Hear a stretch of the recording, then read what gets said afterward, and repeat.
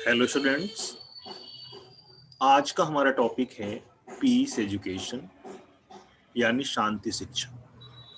आज हम लोग शांति शिक्षा के कॉन्सेप्ट को देखेंगे और इसको डिफाइन भी करेंगे और इसकी नीड, इसका इंट्रोडक्शन या एक तरह से ओवरऑल पूरा का पूरा कॉन्सेप्चुअल सेशन आज चलने वाला है।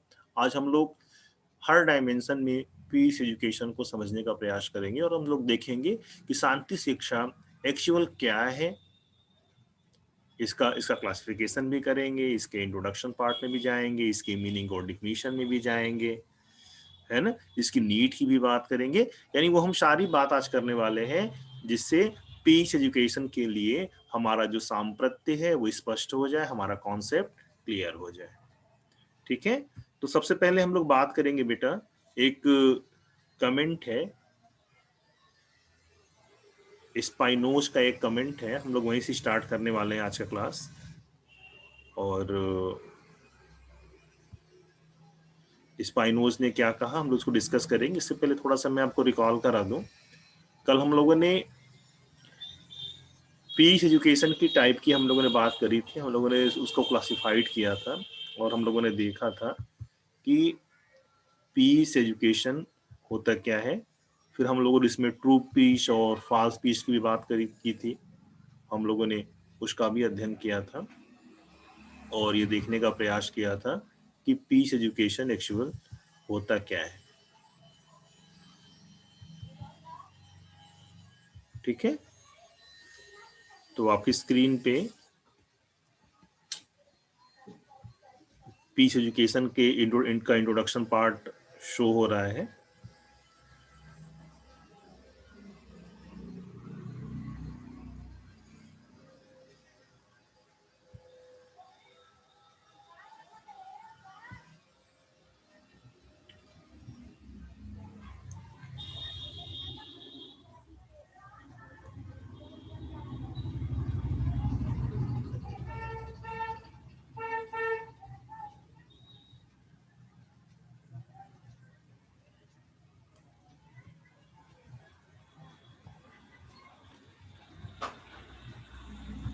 तो अगर हम लोग इसके इंट्रोडक्शन में जाएं पीस एजुकेशन के, तो हम लोग देखते हैं कि peace is not the absence of war. कल भी हम लोग ये बात कर रहे थे, अगर कहीं युद्ध नहीं हो रहा है तो इसका मतलब ये नहीं है कि वहां पीस नहीं है। Peace is a virtue, an attitude, tendency to good, trust and justice. तो स्पिनोज ने क्या कहा? स्पिनोज ने बताया कि शांति का मतलब ये नहीं है कि लड़ाई नहीं हो रही है या झगड़ा नहीं हो रहा है या युद्ध नहीं हो रहा है।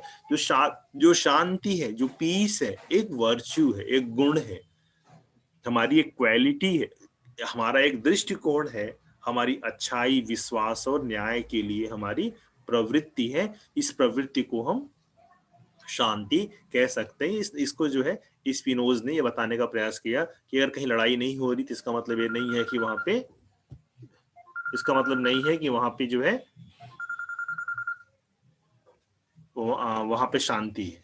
ठीक है, शांति कब होगी? जब हमारे दृष्टिकोण में परिवर्तन होगा, हमारे गुणों में, हम जस्टिस की तरफ जाएंगे, तब हम मानेंगे कि हम शांति चाहते हैं। Currently considered to be both a philosophy and a process involving skills including listening, problem solving, cooperation and conflict resolution। ठीक है, तो वर्तमान में अगर हम शांति को समझना चाहें तो शांति को हम एक फिलॉसफी समझ सकते हैं, एक दर्शन समझ सकते हैं, एक दृष्टिकोण समझ सकते हैं या एक कौशल समझ सकते हैं जिसमें सुनने की क्षमता होती है, समस्या समाधान की क्षमता होती है, सहयोग और संघर्ष समाधान शामिल है। अगर हम कहें कि शांति क्या है, ये पीस क्या है, तो हम कह सकते हैं पीस क्या है? Peace is a view are a process involving skill, listening, problem solving, cooperation and conflict resolution। यानी कहने का मतलब क्या है? पीस क्या, शांति क्या है? शांति एक कला है, एक आर्ट है, एक स्किल है, किस चीज का? जिसमें हमें दूसरों की बात सुनना आ जाता है, हमें समस्या से समाधान करना आ जाता है, हमारे अंदर सहयोग की भावना विकसित होती है और हम संघर्ष का समाधान करने की शक्ति अपने अंदर रख लेते हैं। तो ये इस तरह से हम पीस को समझ सकते हैं। ठीक है। Involves empowering people with the skill, attitude and knowledge to create a safe world and build a sustainable environment। यानी एक सुरक्षित दुनिया बनाने के लिए, एक स्थायी वातावरण बनाने के लिए जिस दृष्टिकोण और जिस ज्ञान की आवश्यकता होती है, लोगों को सशक्त बनाने के लिए जिस ज्ञान की आवश्यकता होती है, उस ज्ञान को हम पीस एजुकेशन के नाम से हम जान सकते हैं। ठीक है ना? यानी वो स्किल या वो कैपेबिलिटी, वो नॉलेज, वो व्यू, वो तरीका जिससे हम शांति स्थापित कर सके, सौहार्द स्थापित कर सके, हम उस कला को, उस नॉलेज को, उस व्यू को हम क्या कह सकते हैं? हम पीस एजुकेशन कह सकते हैं। ठीक है ना? Teacher teach non violence, love, compassion and reverence of for all life। जहां पे जो है सत्य, अहिंसा, प्रेम, करुणा, श्रद्धा और जीवन जीने की कला अगर इन 60 में हम कह सिखाई जाती हो, हम उसे पीस एजुकेशन या शांति शिक्षा कह सकते हैं, है ना? यानी शांति शिक्षा क्या है? शांति शिक्षा वह है जहां पे अहिंसा, प्रेम, करुणा, श्रद्धा, लाइफ स्किल या आर्ट ऑफ लिविंग सिखाई जाए, उसे हम क्या कह सकते हैं? उसे हम शांति शिक्षा कह सकते हैं। ठीक है। शांति शिक्षा वह है जो एक सुरक्षित दुनिया बनाने का काम करता है, लोगों के दृष्टिकोण का, लोगों के अंदर जो है पॉजिटिव जो है व्यूज डेवलप करने का काम करता है। हम उसे कह सकते हैं कि वह जो कला है, जो तरीका है, उसे हम शांति शिक्षा कह सकते हैं। ठीक है ना? एक पीस, अगर हम परसेप्शन ऑफ पीस की बात करें तो पीस के बारे में अगर हम कुछ कहना चाहें तो एक यूनेस्को का कमेंट बेटा पीस को लेके, वह since wars begin in the mind of men, it is in the mind of men that the defense of peace must be constructed। यानी जब से पुरुषों के दिमाग में युद्ध शुरू होता है, यह पुरुषों के दिमाग में है, तो शांति की रक्षा का जाना चाहिए। यानी अगर हमारे मन में भी अगर अशांति है, अगर हमारे मन में युद्ध चल रहा है, अगर हम मन से किसी से घृणा कर रहे हैं, ठीक है, किसी को अगर मन में भी अगर हम गाली दे रहे हैं, अगर हमारे मन में भी किसी के लिए खराब बात चल रही है, तो इसका मतलब है कि उसके मन में शांति की रक्षा का निर्माण किया जाना चाहिए। यानी उसको, उसके लिए जो है शांति स्थापना के लिए हमें कार्य करना चाहिए। ये यूनेस्को का स्टेटमेंट है। ठीक है ना? ऐसे स्टेटमेंट बेटा जवाहरलाल नेहरू का भी एक स्टेटमेंट है। जवाहरलाल नेहरू कहते हैं, शांति राष्ट्रों का रिश्ता नहीं है, यह मन की एक स्थिति है जिसे आत्मा की शांति द्वारा लाया जा सकता है। शांति केवल युद्ध की अनुपस्थिति नहीं है, यह मन की एक अवस्था है। स्थायी शांति केवल शांतिपूर्ण लोगों को ही आ सकती है ना? यानी शांति का मतलब यह नहीं कि झगड़ा नहीं हो रहा मतलब शांति। जब हमारा मन शांत है तभी हम मानेंगे कि ये वो एक्चुअल पीस है। अगर मन में द्वंद्व चल रहा है, मन में कॉन्फ्लिक्ट है, मन में वायलेंस है, तो इसको हम शांति नहीं कह सकते। यही जवाहरलाल नेहरू समझाना चाह रहे हैं। नीचे इंग्लिश में भी डिफिनेशन फ्लैश हो रही है। Peace is not a relationship of nations, it is a condition of mind brought about by a serenity of soul। Peace is not merely the absence of war, it is also a state of mind। Listening peace can come only to peaceful people। ठीक है ना? तो जवाहरलाल नेहरू का जो view है शांति के लिए, वो हमने अभी आपसे डिस्कस किया। ऐसे ही बेटे डिफिनेशन अगर हम आगे देखें तो महात्मा गांधी क्या कहते हैं? महात्मा गांधी कहते हैं, there is no way to peace, peace is the way. यानी शांति के लिए कोई रास्ता नहीं है, शांति ही रास्ता है। अगर हम सोचें कि कुछ ऐसा कर ले कि शांति आ जाए, तो हम ऐसा नहीं कर सकते, क्योंकि शांति तक पहुंचने के लिए यानी पीस तक पहुंचने के लिए कोई भी रास्ता नहीं है। और जीवन को अगर अच्छा करना है तो शांति ही रास्ता है, मतलब हमें शांति स्थापित करना ही पड़ेगा, हम अपने मन को हमें शांत करना ही पड़ेगा। एक बड़ी अच्छी डिफिनीशन है, एक बौद्ध भिक्षु की है, बुद्धिस्ट मॉन्क की एक डिफिनीशन है, आपकी स्क्रीन पे आ रही है। यदि आप शांति चाहते हैं तो आई और मी को हटा दें, है ना। हम कहते हैं ना तू मैं क्या है, यही है। जहां पे आई यू मी की बात आती है वहां पे प्रॉब्लम आ जाती है। जब आप आई और मी निकालते हैं तो आप ईगो निकाल देते हैं, तो हमारे अंदर ईगो चला जाता है। हम कहते हैं ना कि ये मुझे चाहिए, ये तेरा है, ये मेरा है, ये उसका है, ये किसका है। जब हम इस तरह की बात करते हैं तो अंदर हमारा ईगो आ जाता है। और अगर हम आई मी से अगर हम दूर हो जाएं, अगर हम केवल वी की बात करें, हम की बात करें, तो हमारे अंदर से ईगो निकल जाएगा, है ना। जब तुम अहंकार को हटाते हो तो घृणा को हटाते हो, नफरत को दूर करते हो और आपस में शांति मिल जाती है। यानी मंग क्या बता रहे हैं, मंग बता रहे हैं कि जो शांति का जो मेन कारक है वो क्या कारक है, वो हमारा आई यू आई मी का कॉन्सेप्ट है, यानी हमारा ईगो है, हमारा अहंकार है। जब अहंकार मिट जाएगा, जब हमारा ईगो निकल जाएगा तो क्या होगा, तो हम किसी से हेट करना भूल जाएंगे, हम किसी से घृणा करना भूल जाएंगे। और जैसे ही घृणा करना भूल जाएंगे हम अपने आप, हमारे चारों तरफ शांति स्थापित हो जाती है। आप देखो जो बड़े महापुरुष हैं वो हमेशा शांत रहते हैं, उनकी आवाज एकदम शांत रहती है, उनके अंदर कोई भी वाणी में उत्तेजना दिखाई नहीं पड़ती। जितने भी महापुरुषों के बारे में अगर आप पढ़ो, क्यों ऐसा है, क्योंकि वो सारे संसार को क्या मानते हैं, अपना घर मानते हैं, सभी लोगों को अपने भाई बहन मानते हैं, है ना। यानी उनके लिए, उनके अंदर अहंकार की कोई भावना नहीं होती। वो जो करते हैं वो ईश्वर के लिए करते हैं, और जो उनसे होता है वो ईश्वर ही उनसे कराता है। वो खुद किसी के लिए कुछ नहीं करते। जब इस तरह की भावना मन के अंदर आ जाती है तो अपने आप मैं तुम, ये मेरा है, वो तेरा है, मुझे ऐसे, वो उसने मेरे साथ गलत किया, मैंने उसको साथ ऐसा कर दिया, मैं तुमको देख लूंगा, इस तरह की जो भावनाएं होती बेटा, ये अहंकार की जननी है। और जैसे ये भावना दूर हो जाएगी अपने आप हमारे अंदर शांति आ जाएगी। ये बौद्धिस्ट मंक हमको बताना चाहते हैं, ठीक है। अब पीस को अगर और क्लियर करना चाहें तो एक स्क्रीन पे आपकी पिक्चर शो हो रही है, इस पिक्चर को आप ध्यान से देखिए। तो इस पिक्चर में क्या क्या दिख रहा है, अगर इस पूरे चीज को देखो तो सेंटर में क्या है, सेंटर में शांति है। और जो शांति के चारों तरफ जो आपको ब्लॉक्स दिख रहे हैं, जो सर्किल दिख रहा है, उस सर्किल में क्या क्या लिखा हुआ है, अगर हम सबसे ऊपर से पढ़ना शुरू करें तो क्या लिखा हुआ है, वेल फंक्शनिंग गवर्नमेंट। अगर हमारी सरकार बहुत ही अच्छी है, अगर राम राज्य की हम बात करें तो क्या है, वेल फंक्शनिंग गवर्नमेंट है।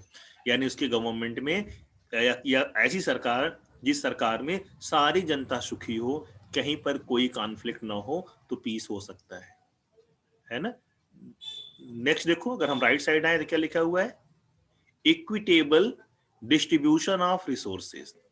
अगर जो देश की संसाधन है, जो चीजें हैं, अगर वो सब में समानता से डिस्ट्रीब्यूट हो जाए तब भी पीस आ जाएगी। यानी अगर अगर अगर राजा अच्छा है तब शांति आएगी, और अगर सबके साथ समानता हो रहा है तब भी शांति आएगी। फ्री फ्लो ऑफ इंफॉर्मेशन, यानी जो सूचनाएं हैं, सूचनाएं अगर फ्री फ्लो हो, उसमें कोई बायसिंग ना हो, तब भी शांति स्थापित हो जाएगी। साउंड बिजनेस इन्वायरमेंट, अगर बिजनेस करने का यानी इनकम करने का, कमाने का अगर अच्छा इन्वायरमेंट है, सब सुखी हैं, सबके पास पैसा है, तब भी देश में शांति आ सकती है ना। High level of human capital, अगर ह्यूमन कैपिटल का मतलब मानव संसाधन अगर बहुत ही उच्च स्तर का है, तब भी शांति की स्थापना हो जाएगी। Acceptance of the right of others, अगर हम दूसरे के अधिकारों की बात करें, हम अपने ड्यूटीज की बात करें और दूसरे की राइट्स की बात करें, तो अपने आप शांति आ जाएगी। लेकिन आजकल होता क्या है, हम अपने राइट की बात करते हैं, दूसरे की ड्यूटी की बात करते हैं। हम दूसरे से अपेक्षा करते हैं कि उसे ऐसा करना चाहिए था, उसने ऐसा नहीं किया। और हम अपनी राइट्स की बात करते हैं, हम अपने केवल अधिकारों की बात करते हैं, ठीक है। अगर हम इसका उल्टा करना शुरू कर दें, तो हम दूसरे के अधिकारों की बात करें और अपने कर्तव्यों और अपनी ड्यूटीज पर अगर हम ध्यान दें, तो अपने आप संसार में पीस आ जाएगा, है ना। लो लेवल ऑफ करप्शन, अगर करप्शन खत्म हो जाए, तब भी देश में शांति आ जाएगी।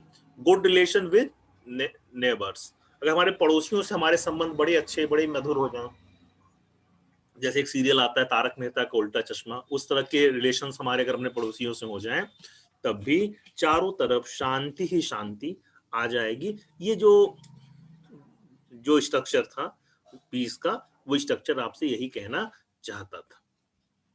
ठीक है, अब हम नेक्स्ट आगे चलते हैं। अब देखो एक स्ट्रक्चर और आ रहा है, स्क्रीन पर शो हो रहा है, एक सेट या एक कह सकते हो एक वेन डायग्राम आपकी स्क्रीन पे शो हो रहा है ट्रू पीस का। आप देखो सेंटर में ट्रू पीस लिखा हुआ है, तो ट्रू पीस कैसे आ सकता है? ट्रू पीस आने के तीन सोर्स है बेटा। इनर पीस हो, यानी हमारी अंतरात्मा शांत हो, हमारा मन शांत हो। सोशल पीस हो, हमारे आसपास का समाज जो है वो शांतिपूर्ण हो। और इन्वायरमेंटल पीस हो, यानी जो हमारा वातावरण है वो भी शांत हो। तो ऐसी शांति को हम ट्रू पीस कह सकते हैं, या इसी को हम पॉजिटिव पीस भी कहते हैं, है ना। तो आप चाहो तो इस स्ट्रक्चर को, पॉजिटिव पीस को जब डिफाइन हम करें तो वहां पर भी इसी स्ट्रक्चर को बना सकते हो। आप कह सकते हो कि positive peace have three arms, inner peace, social peace and environmental peace. हम इस तरह से भी हम इसको समझने का काम कर सकते हैं। अब हम बात करेंगे बेटा डिफिनीशन ऑफ द पीस की।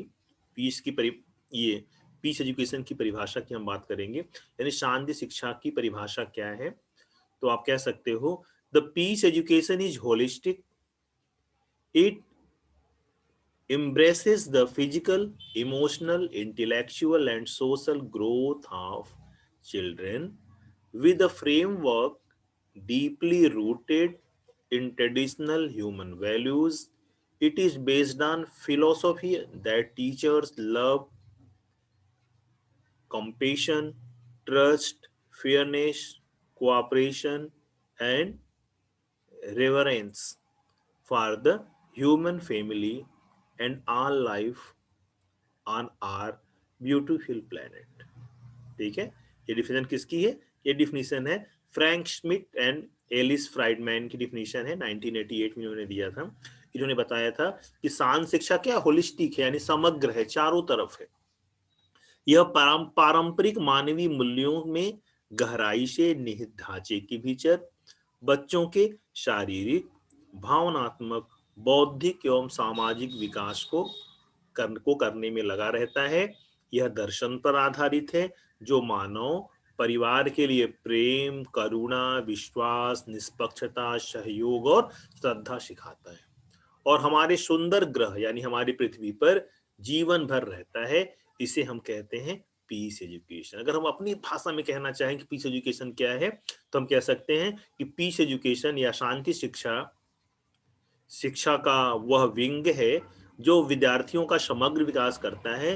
वो विद्यार्थियों के अंदर करुणा, न्याय, भावना, प्रेम, विश्वास, निष्पक्षता, सहयोग आदि को विकसित करने का काम करता है। जो ये काम करे उसे हम शांति शिक्षा या पीस एजुकेशन हम कह सकते हैं। ठीक है, तो पीस एजुकेशन की डिफिनेशन हो गई। डिफिनेशन आपने किसकी देखी? हमने डिफिनेशन देखी Frank Schmidt and Alice Friedman की डिफिनेशन थी ये, जिसको हम लोगों ने देखी। अगर हम पीस के कॉन्सेप्ट की बात करें कि एक्चुअल शांति की अवधारणा क्या है, तो अगर हम शांति की अवधारणा की बात करेंगे बेटा, तो एक विद्वान है जोएल कोवेल। तो जोएल कोवेल की ने कॉन्सेप्ट दिया था पीस का। उन्होंने कहा था neither the overt violence of war nor the covert violence of unjust system is used as an instrument for extending the interest of a particular nation or group. It is a world where basic human needs are met and in which justice can be obtained and conflict resolved through non-violent process, and human and material resource are shared for the benefit of all people. तो जोवेल क्या कहते हैं? जोवेल कहते हैं युद्ध की न तो हिंसा और न ही अन्यायपूर्ण व्यवस्था की गुप्त हिंसा का उपयोग किसी विशेष राष्ट्र या समूह के हितों को बढ़ाने के लिए एक साधन के रूप में किया जाता है। यह एक ऐसी दुनिया है जहां बुनियादी मानवीय जरूरतें पूरी होती हैं और जिसमें न्याय प्राप्त किया जा सकता है। अहिंसक प्रक्रिया के माध्यम से संघर्ष को हल किया जाता है और सभी लोगों के लिए लाभ, मानव और भौतिक संसाधनों का साझा किया जाता है। यानी पीस क्या है?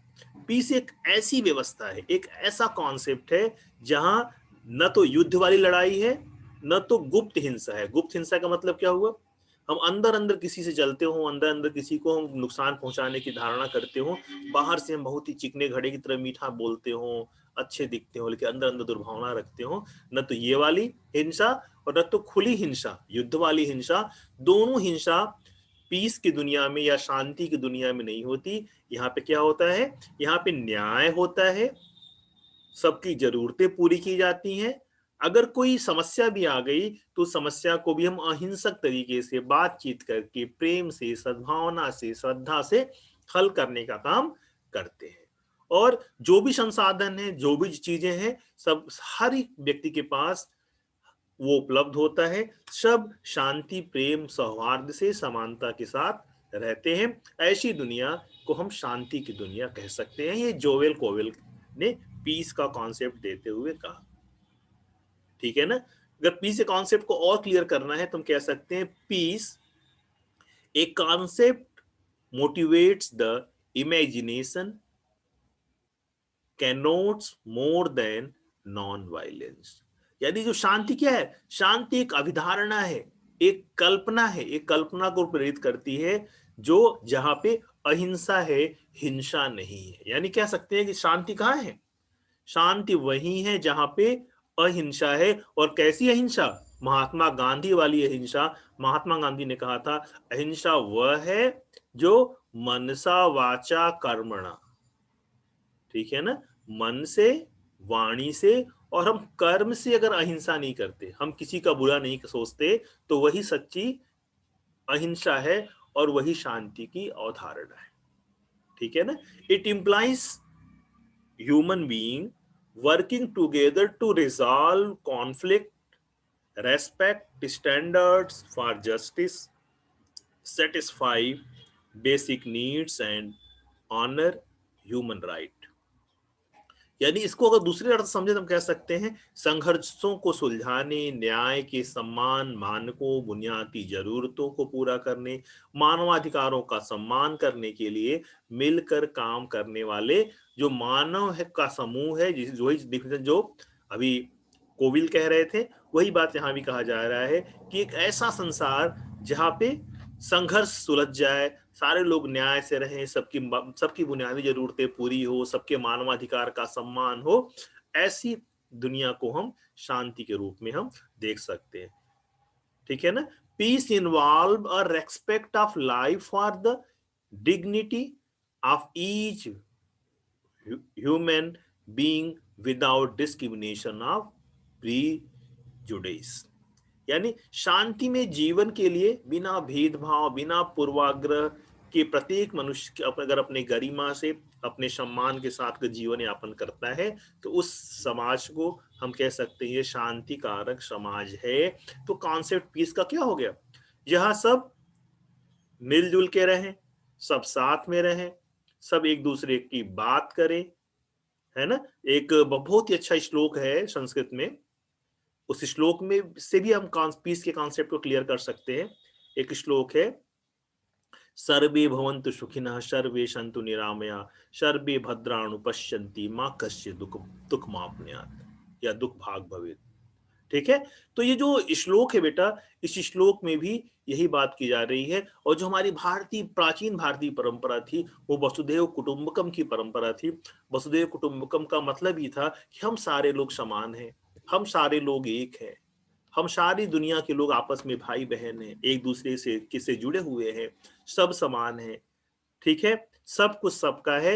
यही हमारी जो है प्राचीन भारतीय संस्कृति का कॉन्सेप्ट था, है ना? और यही हम आज आज जरूरत जो पीस एजुकेशन की पड़ी, क्यों? क्योंकि हम अपनी प्राचीन जो हमारे अवधारणाएं हैं हम उसको भूल के पूरे पूरे भौतिकवादी होते चले जा रहे हैं। इसीलिए हमारे अंदर, हमारे बाहर, हमारे समाज में, हमारे देश में, हमारे चारों तरफ केवल अशांति ही अशांति है। और इसीलिए शांति शिक्षा की जरूरत महसूस हुई कि हम सभी शांतिपूर्वक एक दूसरे के साथ भाईचारे के साथ रह सके।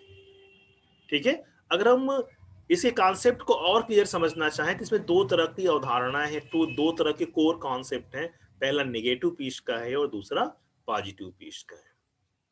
ठीक है, और इन दोनों तरह की शांति के बारे में हम लोग अपनी प्रीवियस कक्षा में बहुत ही डिटेल में हम लोगों ने पढ़ा था।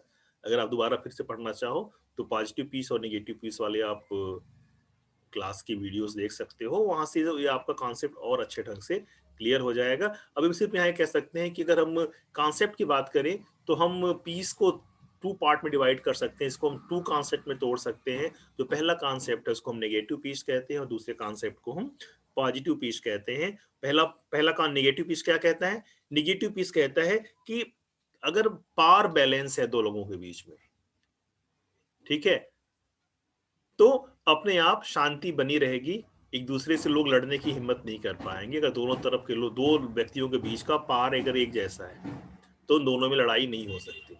लेकिन पॉजिटिव पीस क्या कहता है? पॉजिटिव पीस कहता है अगर दोनों के मन में एक दूसरे के लिए श्रद्धा, प्रेम, अपनापन, भाईचारा है तो शांति रह सकती है। तो यही ट्रू पीस और फॉल्स पीस की बात है, नेगेटिव और पॉजिटिव पीस की बात है। इस पे हम लोगों ने कल की क्लास में बहुत ही अच्छे डिस्कस किया था, आप वहां से इसको और क्लियर समझ सकते हो। ठीक है, तो एक और समाजशास्त्री हैं, सोशलिस्ट हैं, जिनका नाम है Croft and Smoker. Craft and Smoker ने 2003 में बेटा पीस के कॉन्सेप्ट को समझते हुए वो उन्होंने इसको एक क्लासिफिकेशन इसका दिया, इसका वर्गीकरण किया कि हम कब कब इस शांति को माने, या शांति शिक्षा में हमें किन किन चीजों को पढ़ना पड़ेगा, या शांति के कौन कौन से कोर पॉइंट है। तो उन्होंने पहला बताया, क्या बताया? Absence of war. अगर कहीं पे झगड़ा नहीं हो रहा है, युद्ध नहीं हो रहा है, तो वहां पे हम शांति की कल्पना कर सकते हैं। बैलेंस ऑफ पावर, जहां पे दोनों लोगों की शक्तियां समान हो तो वहां भी शांति हो सकती है। Negative peace and positive peace के वे में भी हम समझ सकते हैं। फेमिनिस्ट पीस, फेमिनिस्ट पीस का मतलब, फेमिनिस्ट का मतलब क्या है? महिला से जुड़ी हुई या जो है लेडीज से जुड़ी हुई शांति। लेडीज से जुड़ी शांति का मतलब क्या है? अगर आप देखो तो भारत सरकार का एक पूरा पूरा घरेलू हिंसा अधिनियम है ना। यदि महिलाओं के जो के जीवन से जुड़े हुए जो भी कॉन्फ्लिक्ट है, जो भी भेदभाव है, उन भेदभाव को उन्होंने एक अलग से डिफाइन कर दिया फेमिनिस्ट पीस के नाम से। ठीक है, जो नेक्स्ट है होलिस्टिक पीस या समग्र शांति। Holistic inner and outer peace, समग्र आंतरिक और बाह्य शांति की बात।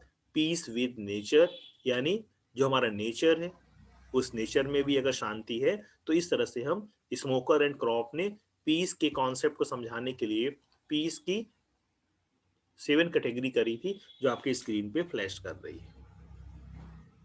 ठीक है ना।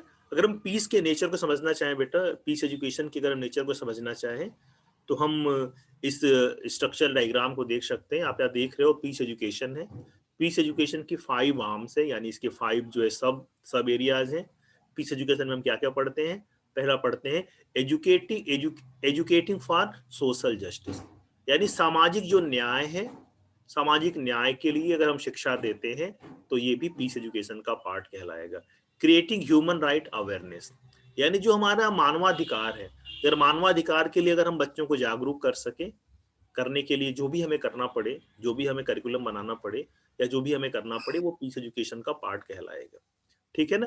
Educating for living in harmony with the earth, अगर हम आपस में सद्भावना के साथ रहने के लिए अगर हम कुछ बच्चों को ज्ञान देना चाहें, उनको उनको उनको जागरूक करना चाहें, तो हम ये भी पीस एजुकेशन का ही पार्ट है। ठीक है ना। Learning dismantle culture of violence. ठीक है ना। आप खुद ही देखते होंगे कि भारत में ढेर सारी संस्कृतियां हैं और इस संस्कृतियों में आपसी टकराव बहुत ज्यादा है, यानी कल्चरल वायलेंस बहुत ही ज्यादा है। हम एक दूसरे की संस्कृति को अपनी संस्कृति या अपने धर्म से हम छोटा मानते हैं।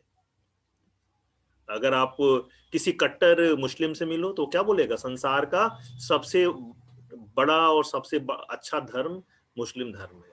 और किसी कट्टर हिंदू से मिलो तो क्या बोलेगा, या कट्टर ईसाई से मिलो तो क्या कहेगा, वो भी यही कहेगा कि मेरा धर्म सबसे श्रेष्ठ है, सारे संसार के लोगों को मेरे धर्म को ही मानना चाहिए, है ना। उनके में ये कमियां हैं, ये कमियां हैं, वो इसलिए खराब है। जो ये आपस में जो कल्चरल वायलेंस है, ये तो रिलीजियस वायलेंस की बात हम कर रहे हैं। अगर कल्चरल वायलेंस की बात करो तो राजस्थान वाले अपने को सुपीरियर मानेंगे, यूपी वाले अपने को मानेंगे, बिहार वाले अपने को मानेंगे, गुजरात वाले अपने को मानेंगे, महाराष्ट्र वाला अपने को मानेगा। आपने कई बार टीवी पे देखा होगा कि जो महाराष्ट्रियन है, जो जो शिवसेना है, कई बार, या जो महाराष्ट्र के लोग हैं कई बार, या गुजरात के जो लोग हैं कई बार, वो ये अपोज करते हैं कि हमारे यहाँ दूसरे स्टेट या दूसरे कल्चर के लोग ना आए, है ना। तो ये जो वायलेंस है बेटा, इस वायलेंस को भी हमें डिसमेंटल करना पड़ेगा। इसको समाप्त करने के लिए भी अगर हमें जो लर्निंग देनी है, जैसे है ना, एक बड़ी अच्छी कविता है, हिंद देश के निवासी सभी जन एक हैं,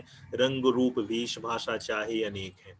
तो जो ये वाली बात है, जब ये वाली बात अगर हमें बच्चों के अंदर लानी है तो उसके लिए हमें जो लर्निंग करनी पड़ेगी, वो भी लर्निंग पीस एजुकेशन के का ही पार्ट होता है। ठीक है।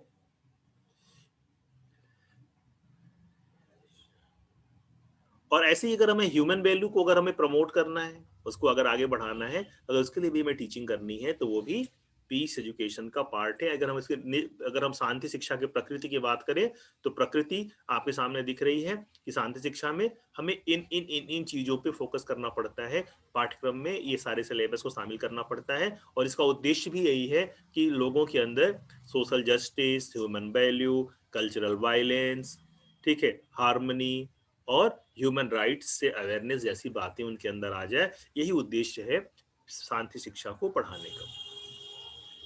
ठीक है। पीस एजुकेशन के नेचर को और क्लियर समझना चाहो तो एक स्ट्रक्चर आपकी स्क्रीन पे और शो हो रहा है। ठीक है। पीस एजुकेशन क्या क्या बताता है, अब ध्यान से देखो। अब देखो इसमें कई एजुकेशन की बात आ रही है, देख रहे हो ना। डेवलपमेंट एजुकेशन है, ह्यूमन राइट एजुकेशन है, एनवायरमेंटल एजुकेशन है, कॉन्फ्लिक्ट रिजोल्यूशन का है, मेजरमेंट एजुकेशन की बात हम कर रहे हैं। तो ये सारे जब एजुकेशन की हम बात करते हैं तो ये सब मिलकर पीस एजुकेशन ही कहलाता है। ठीक है। ऐसे ही देखो एक स्ट्रक्चर आपके सामने और दिखाई पड़ रहा है। Critical and creative thinking education है, करेक्टर एंड मॉरल एजुकेशन है, multicultural, anti bias and gender equality education है, peace conflict resolution and the anti violence education है, social justice service learning and civil education, civics education है, 21st century global education है, environmental education, या critical and creative thinking education. ये सारा जो बेटा education के जो पार्ट है, जब ये आपस में एक साथ जब सम अप होते हैं, जब एक साथ मिलते हैं, तो शांति शिक्षा का जन्म होता है। ये सारे फंक्शंस है, इसको कह सकते हैं फंक्शंस ऑफ पीस एजुकेशन कह सकते हैं। अब अगर इसको हिंदी में कहना चाहें तो क्या कह सकते हैं, जहाँ पे करेक्टर एंड मॉरल एजुकेशन की बात करें, इसका मतलब क्या हो गया, चारित्रिक, वो आपने पढ़ा है ना, वो छोटे क्लास में आपने पढ़ा होगा, हमारे पूर्वज पढ़ा होगा, या आपने पढ़ा होगा ये मॉरल एजुकेशन, नैतिक शिक्षा का जो ज्ञान था, वो भी जो है शांति शिक्षा के लिए ही कराया जाता है ना। मल्टीकल्चरल या जेंडर इक्वलिटी एजुकेशन है, multicultural anti bias and gender equality education है, यानी बहुसांस्कृतिक जो वाद है, जो विवाद है, उसके लिए शिक्षा दी जाए। अगर जेंडर बायसिंग का मतलब क्या हुआ, जो लैंगिक भिन्नता है, जो इस लड़की और लड़के में जो भेदभाव की शिक्षा है, उसके लिए जो शिक्षा दी जाती है, वो भी शांति शिक्षा का ही पार्ट है ना। शांति, कॉन्फ्लिक्ट का मतलब आप समझ ही रहे हो, वायलेंस का मतलब भी समझ रहे हो, यानी एंटी वायलेंस एजुकेशन दिया जाए या कॉन्फ्लिक्ट रिजोल्यूशन दिया जाए, वही जो संघर्ष विराम और शांति के लिए शिक्षा दी जाए। सोशल जस्टिस, सामाजिक न्याय के लिए शिक्षा दी जाए। नागरिक शास्त्र आपने पढ़ा होगा एसएसटी में, सिविक्स पढ़ा है ना, तो सिविक्स की जो नॉलेज दी जाती है वो पीस एजुकेशन के लिए दिया जाता है। जो ग्लोबल एजुकेशन है, जो पूरे विश्व की जानकारी या ज्ञान की बात हम करते हैं, तो वो भी एक तरह से शांति स्थापना के लिए ही पढ़ाई जाती है। ऐसे ही इन्वायरमेंटल एजुकेशन है, यानी आपका जो पर्यावरण का एजुकेशन की शिक्षा है, वो भी शांति शिक्षा के लिए आवश्यक है। ऐसे critical and creative thinking education है, यानी जब हम हमारे अंदर जो जो विचार करने की क्षमता है, अगर क्रिटिकल थिंकिंग और क्रिएटिव थिंकिंग यानी सृजनशीलता और आलोचनात्मक जब हमारी थिंकिंग डेवलप करने का जो एजुकेशन है बेटा, ये भी शांति शिक्षा का ही पार्ट में आता है। अब देखो, अगर हम शांति शिक्षा की अगर शिक्षा पाएंगे तो हमारे अंदर क्या क्या चेंज आएगा। हमारे अंदर ऑनेस्टी डेवलप होगी, ट्रस्ट डेवलप होगा, केयरिंग डेवलप होगा, रेस्पेक्ट डेवलप होगा, फेयरनेस आएगा और करेजनेस आएगा। यानी ऑनेस्टी, करेज, फेयरनेस, रेस्पेक्ट, केयरिंग और ट्रस्ट, इन सारी चीजों का अपने आप हमारे अंदर विकास हो जाएगा। तो इस तरह से हमने आपको शांति शिक्षा की परिभाषा समझाते हुए, उसका कॉन्सेप्ट देते हुए, उसकी एक एक चीजों को हमने क्लियर करने का प्रयास किया है। अगर अभी भी कहीं से कोई डाउट हो तो आप डिस्कस कर सकते हैं।